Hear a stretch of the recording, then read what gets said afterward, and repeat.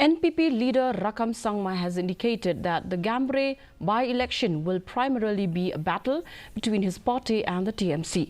He described Congress as weak and outdated, suggesting that voting for Congress would place the constituency's MLA in the opposition. Sangma noted that many Congress and TMC leaders have already joined NPP in anticipation of the polls. He believes the current situation in Gambegre is favorable for NPP, reflecting a strong position as the election approaches.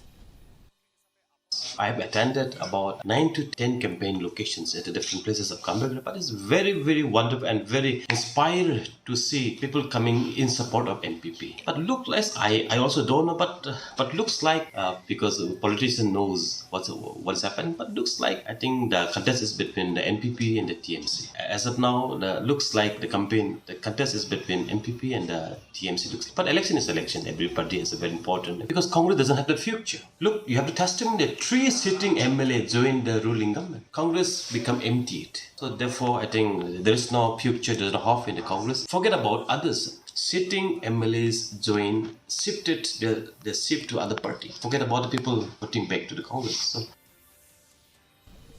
The BJP